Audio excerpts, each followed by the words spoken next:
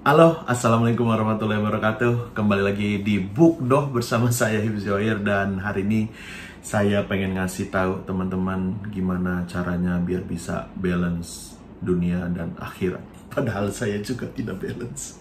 Tapi nggak apa-apa ya, saya pengen sharing satu buku yang menurut saya ini bagus banget ya buku ini ya. Jadi judul buku ini adalah Ubah Lelah Jadi Lilah.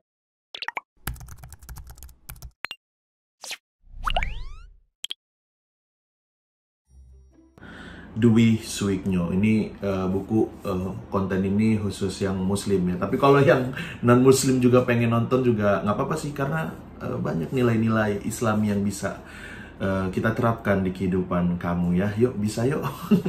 Jadi buku ini teman-teman, ini ditulis sama Dwi Suiknyo. Terus ini ada berapa halaman ya, jadi buku ini hampir ada 480 halaman. Kayaknya saya pernah bahas waktu itu di video Book Doh yang lain, tapi saya pengen bahas di sini lebih terperinci lagi ya mengenai konten-konten apa aja yang ada di dalamnya. Gatel ya teman-teman ya. Jadi sebenarnya inti dari buku ini adalah bagaimana kita menyeimbangkan diri kita sih antara kehidupan di dunia dan juga kehidupan di akhirat, dan juga meluruskan niat kita terhadap apa sih fungsi kita hidup di dunia itu, yaitu nggak cuma lelah-lelah doang, kerja doang itu, tapi kita di dunia ini adalah untuk mendapatkan kerinduan dari Allah Subhanahu wa Ta'ala. Masya Allah, gimana? Udah kayak Ustadz belum? Saya cuma nyampe isi buku doang ya teman-teman ya. Nah, di bab-bab awal nih di bukunya Ubah Lelah Jadi Lelah ini dikasih tahu nih apa aja sih penyebab-penyebab dari kita tuh suka lelah gitu. Yang pertama, kadang-kadang kita tuh suka mendramatisir masalah gitu. Masalah yang sebenarnya kecil tapi kayaknya dibesar-besarin gitu, dipusing-pusingin banget. Padahal kalau misalnya kita berpikir secara jernih, habis itu kayak meredam dulu gitu. Nah, kadang-kadang kita bisa nemuin solusi yang terbaiknya. Nah, terus apalagi sih yang bikin lelah gitu ya, di buku ini dijelasin kalau kadang-kadang kita tuh terlalu ambisius, kadang-kadang terlalu rakus gitu. Apa aja itu di raup sana, raup sini. Nah, buku ini jadi pengingat saya sih biar nggak jadi rakus, ya ambisius yang berlebihan gitu. Kita semangat boleh gitu, tapi nggak boleh terlalu yang ambisius dan rakus sampai ngelupain banyak hal gitu, kayak ibadah, kayak keluarga. Terus di bab yang kedua tuh dijelasin judulnya Pit Stop. Jadi di situ jelasin gimana nih biar kita nggak lelah gitu ya dalam menghadapi kehidupan. Jadi sudahi berkonflik. Kadang-kadang tuh kan kita kayak masalah-masalah yang kecil aja tuh suka konflik gitu. Kayak di jalan orang misalnya macet gitu kan, udah tahu macet, terus ya ada yang motor belok kanan gitu, tahu-tahu jerit, akhirnya jadi berantem gitu tuh. Yang gitu-gitu dikurangin lah ya, jadi orang-orang yang sabar aja gitu. Ini mah kata bukunya ya. Terus jangan lupa juga untuk bercanda santai gitu ya, jangan terlalu dibawa beban lah kehidupan ini ya, tapi tetap semangat gitu, tapi jangan lupa untuk bercanda dan santai juga.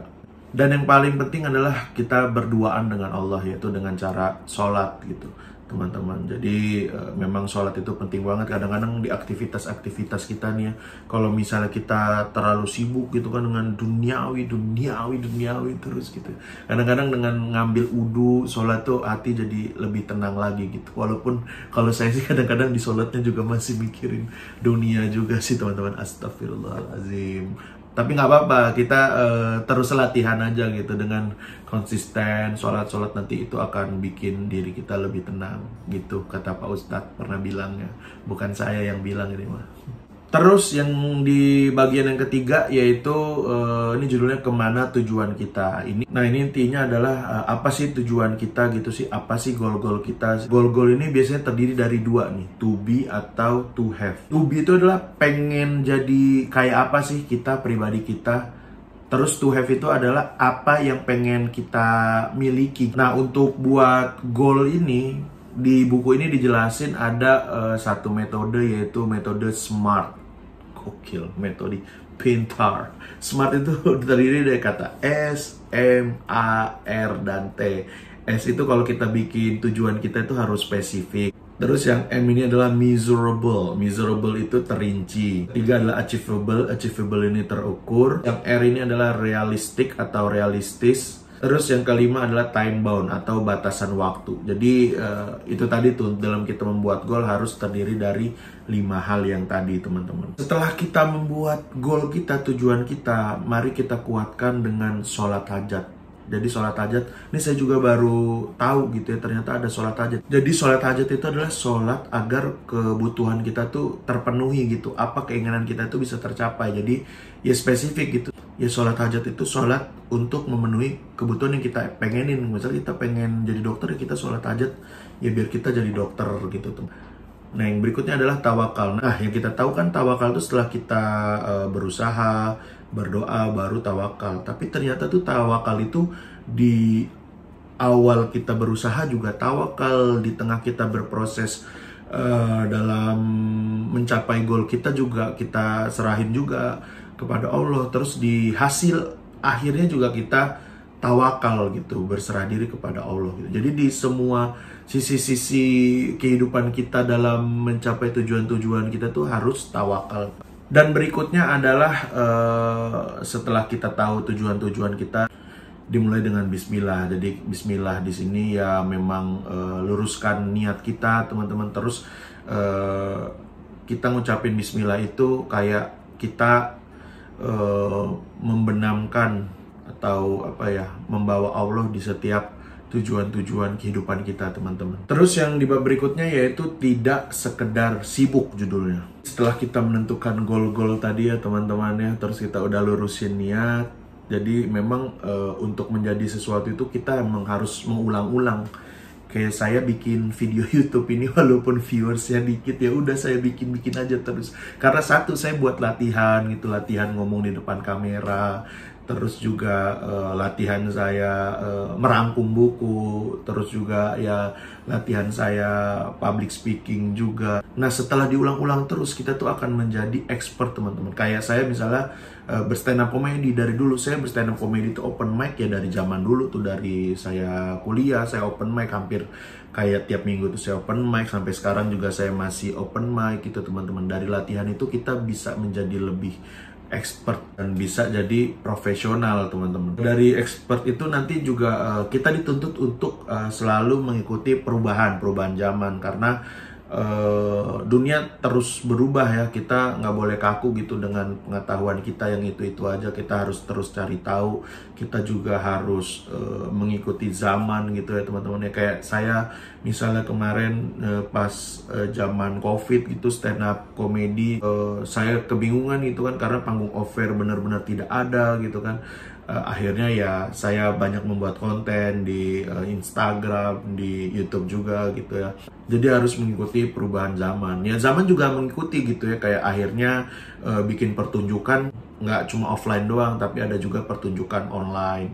Jangan lupa juga nih teman-teman, yang penting dari buku ini adalah kita harus menyeimbangkan kehidupan kita, yaitu antara kehidupan keluarga, juga menyeimbangkan tubuh kita biar sehat juga. Nggak tahu sih kalau saya sehat apa enggak. Saya sih suka senam jantung sehat COVID ya teman-teman. Cari dah, mantep tuh senamnya ya. Atau ini apa, senam workout for beginners. Nah itu juga seru tuh. Jadi memang kita harus menyeimbangkan semua aspek kehidupan kita. Dan yang berikutnya adalah rehat, teman-teman. Rehat itu ya kadang-kadang di sela kesibukan kita jangan lupa untuk bernafas. Kalau kata lagunya Opik yang judulnya Subhanallah, berhentilah sejenak, tarik nafas yang dalam. Waduh. Rasakanlah karunia waktu yang masih diberikan, di sela-sela hening dan sunyimu. Bising dan sunyimu tuh, di sela-sela kita kesibukan kita tetap harus bernapas, kita harus tetap mengingat Allah juga. Paling gampang tuh ya dengan sholat gitu. Kalau misalnya di waktu-waktu jeda tuh bisa sholat duha juga, teman-teman. Nah sebenarnya masih banyak sekali nih bab-babnya, karena buku ini tuh panjang banget tuh. Yang saya jelasin tadi baru sampai bab 5 doang ya. Dan saya sih cuma mengutip konten-konten yang ada di buku ini ya teman-teman ya. Saya bukan maksudnya menggurui ya, tapi semoga apa yang saya sampaikan dari buku ini bisa bermanfaat. Jadi ilmu bermanfaat juga buat Bang Dwi Suiknyo, buat saya juga nih teman-teman. Kalau misalnya teman-teman pengen share juga ya apa yang ada di video ini, silahkan share di Instagram story kamu, atau bisa di YouTube kamu, atau di mana-mana lah, di TikTok, dipotong-potong di TikTok juga boleh lah ya. Kalau gitu ya udahlah ya, semoga konten ini bermanfaat dan masih banyak sekali sebenarnya yang disampaikan buku itu. Jadi silakan dibaca sendiri nih bukunya teman-teman ya, Ubah Lelah Jadi Lillah karya Dwi Suiknyo. Ini buku sangat menginspirasi sekali teman-teman. Kalau gitu terima kasih sudah menonton. Wassalamualaikum warahmatullahi wabarakatuh.